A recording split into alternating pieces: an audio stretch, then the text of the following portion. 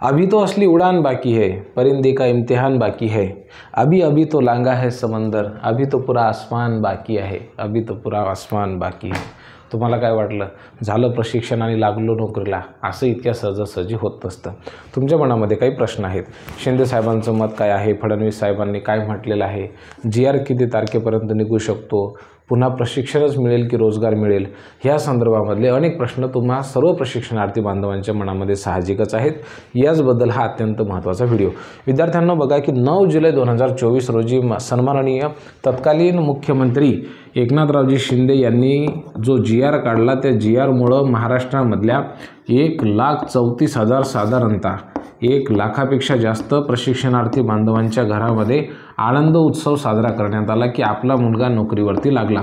परंतु जसा जसा हा कार्यकाळ संपत आला, पहिले 6 महिने संपले, तसतसं विद्यार्थी हा तो गजनीमधला गजनी होत गेला आणि ते विसरून गेला की भाऊ आपला तर कार्यकाळ संपत आहे.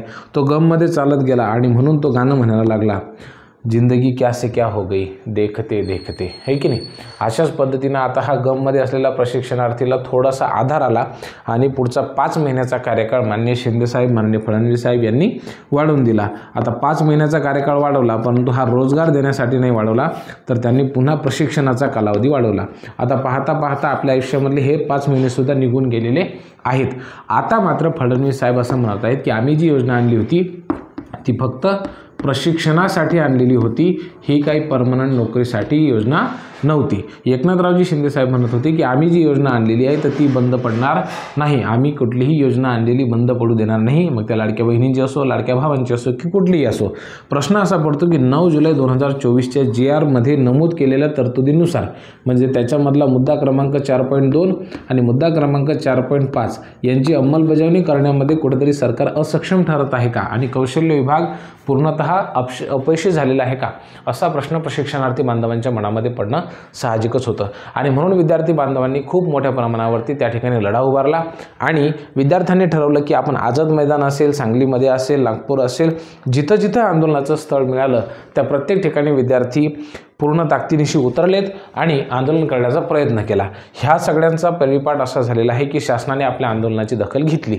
आता ज्या वेळेला माननीय तुकाराम बाबा यांची भेट माननीय शिंदेसाहेब यांच्यासोबत झालेली आहे, तर शिंदेसाहेबांनी असं म्हटलं की हो, आम्ही याच्यावरती निश्चित काम करू आणि पुढील 8 ते 10 दिवसांमध्ये या संदर्भामध्ये प्रशासकीय बैठक लावू.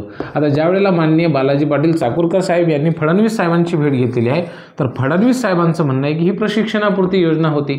मग चाकूरकर साहेबांनी त्यांना सांगितलं की साहेब हे प्रशिक्षण घेतलं खरी, परंतु सरकारी आस्थापनेमधील प्रशिक्षणाचा फायदा होणार तरी कुठं.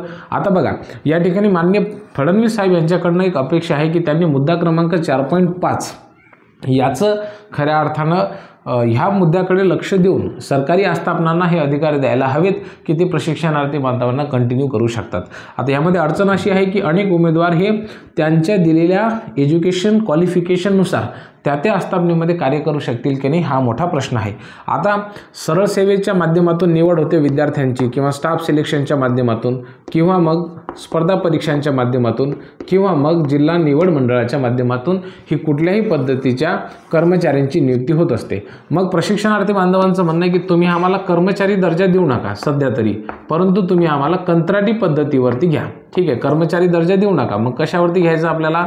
कंत्राटी पद्धतीवरती. आता कंत्राटी पद्धतीवर जर शासनाला आपल्याला घ्यायचं असेल तर तुम्हाला माहीत असेल पहिलं तर काय आहे की जागांची निर्मिती व्हायला पाहिजे आणि जर समजा जागांची निर्मिती झाली एखाद्या आस्थापनेमध्ये तर त्याची द्यावी लागते ॲड. ठीक आहे, ॲड द्यावी लागते म्हणजे जाहिरात करावी लागते पेपरच्या माध्यमातून आणि मग ही ॲड दिल्याच्या नंतर ह्या ज्या जागा असतात त्या 2-3 प्रकारे भरल्या जाऊ शकतात. एक तर म्हणजे थेट कंत्राटी पद्धतीनं, दुसरं महत्त्वाचं म्हणजे काय की बाह्य स्रोतांच्या मार्फत. आता जे जास्तीत जास्त ज्या जागा आहेत तर त्या बाह्य स्रोतामार्फत एजन्सींच्या मार्फत भरल्या जात आहेत. ठीक आहे, बाह्य स्रोतांमार्फत. आता जसे की काही प्रायव्हेट कंपनी आहेत, सरकार काय करतं, सरकार डायरेक्ट ह्या बाह्य स्रोतांना थोडेफार इन्सेंटिव्ह देतं, म्हणजे थोडाफार पर्सेंटेज देतं आणि त्यांना म्हणतं की तुम्ही आम्हाला मनुष्यबळ पुरवा.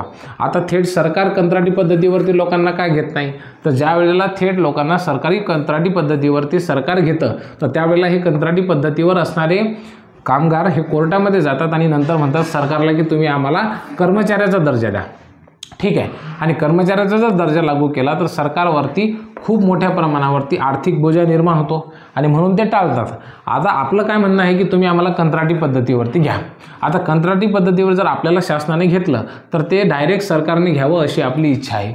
बाह्य स्रोतांमार्फत जर समजा घेतलं गेलं तर आपल्याला पुढं कर्मचारी होण्यासंदर्भामध्ये अडचणी जाऊ शकतात. आता जे सरळ सेवेमधून येतात किंवा निवड मंडळामधून येतात किंवा MPSC मार्फत येतात अशा विद्यार्थ्यांचा आपल्याला विरोध होणं साहजिकच आहे. त्यामुळं माननीय फडणवीस साहेबांचं हे जे म्हणणं आहे की ही फक्त प्रशिक्षणापुरती योजना होती, आम्ही तुम्हाला सर्टिफिकेट देऊन नोकरी देणार नाही. आणि शिंदे साहेब म्हणतात की आम्ही तुम्हाला नोकरी देऊ. आता बघा या दोघांमध्ये एकीने चांगलं समन्वय आहे. त्याच्यामुळे माननीय फडणवीस साहेब आणि एकनाथरावजी शिंदे साहेब यांची एक कंबाईन बैठक होणं गरजेचं आहे. या दोघांनी बैठकीमध्ये नेमका ह्या विषयावरती कशा पद्धतीनं तोडगा काढता येईल ह्यावरती प्रशासकीय अधिकाऱ्यांची सल्ला घेणं खूप गरजेचं आहे. आणि मला असं वाटतं की बघा आतापर्यंत भावनिकदृष्ट्या खूप झालं की बा आम्ही गरीब आहोत, आम्हाला आवश्यकता आहे वगैरे वगैरे हे म्हणणं. तसं पाहिलं तर जगातल्या प्रत्येक बेरोजगाराला रोजगाराची आवश्यकता आहे. मग आपल्याला काय करावं लागेल, मुद्दा क्रमांक 4.2 असा म्हणतो की ही जी मुख्यमंत्री युवा कार्य प्रशिक्षण योजना आहे हिचा हेतू आहे की अर्धकुशल आणि कुशल मनुष्यबळ निर्माण करणं. जर समजा आपल्याला 11 महिन्याचं सर्टिफिकेट मिळाल्याच्या नंतर आपण जर कुशल किंवा अर्धकुशल मनुष्यबळाच्या श्रेणीमध्ये येत असू तर मग आम्हाला तुम्ही रोजगाराची उपलब्धता करून द्या अशा प्रकारची एक मागणी आपण सरकारकडे करू शकतो. दुसरं महत्त्वाचं म्हणजे काय की मुद्दा क्रमांक 4.5 असं म्हणते की जर समजा सरकारी आस्थापनेमध्ये जागेची उपलब्धता असेल तर सरकारी आस्थापना त्या विद्यार्थ्यांची शिफारस त्या जागेसाठी करू शकते. आता बघा हे जे जर पद त्यांनी शिफारस जरी केली तरीसुद्धा आपल्याला काही डायरेक्ट परमनंट होता येणार नाही. त्याच्यामुळे कर्मचारी होण्याचा प्रश्नच उद्भवत नाही. आपल्या प्रशिक्षणार्थी बांधवांचं म्हणणं फक्त एक आहे की तुम्ही आम्हाला 11 महिन्याच्या बॉन्डवरती घ्या, मग तो 11 महिन्याचा बॉन्ड पुन्हा रिन्यू केला तरीसुद्धा चालेल, ठीक आहे, किंवा आम्हाला रोजगार उपलब्ध करून द्या. आता काही विद्यार्थ्यांचं म्हणणं आहे की तुम्ही आम्हाला आरक्षण द्या. अरे बाबा पण तुला जर एखाद्या समजा महसूल विभागामध्ये तू काम करून राहिला आणि तुला जर महसूल विभागाचं आरक्षण दिलं आणि तुला जर उद्या पुढं शिक्षण विभागामध्ये लागायचं आहे मग त्याचं काय करशील, ठीक आहे.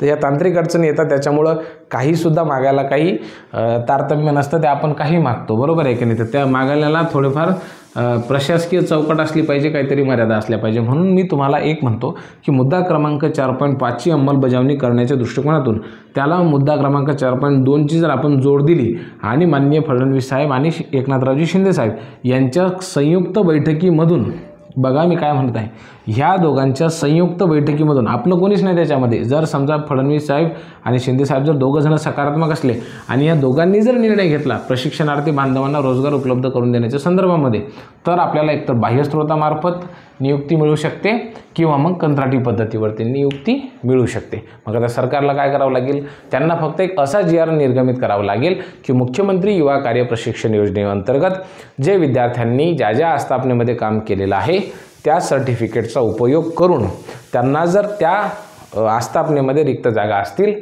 तर त्या विद्यार्थ्यांना प्राधान्यानं घेण्यात यावं असा जरी समजा GR निघाला तरीसुद्धा तो प्रशिक्षणार्थी बांधवांच्या हिताचा ठरू शकतो. आता या ठिकाणी आपले जे नेतृत्व आहे तर त्यांच्या माध्यमातून विविध प्रकारची मागणी होत आहे, ती अतिशय योग्य आहे. पगारवाढीच्या संदर्भामध्ये असेल किंवा मग आहे त्या पगारावरती नोकरी देण्याच्या संदर्भामध्ये आहे किंवा इतर प्रकारची मागणी असेल, ज्यांना योग्य वाटत असेल ते होऊ शकतो. मागणी करायला काही हरकत नाही, परंतु सरकारने दिलीसुद्धा पाहिजे अशा प्रकारची मागणी करणं अपेक्षित आहे. आता हे सगळं मला जेवढं कळते याच्याबद्दल मी त्याच्यानुसार हा सगळा पारिपाठ तुमच्यासमोर मांडलेला आहे. ह्यापैकी तुम्हाला नेमकं काय वाटतं, कशा पद्धतीनं आपल्याला शासनाने रोजगार द्यायला पाहिजे याबद्दल कमेंट बॉक्स खुला आहे. व्हिडिओला लाईक करू नका, चॅनलला सबस्क्राईब देखील करू नका, त्याच्या भानगडीमध्येच पडू नका, परंतु आपला रोजगार होण्याच्या दृष्टिकोनातून मिळण्याच्या दृष्टिकोनातून प्रोफाईलला अपडेट ठेवा. वेळोवेळी त्याच्यावरती लॉगिनसुद्धा करून बघा. महिन्याची अटेंडन्स महिन्याला भरा. काळजी घ्या स्वतःची. पावसाळा खूप जास्त सुरू आहे. खूप खूप धन्यवाद.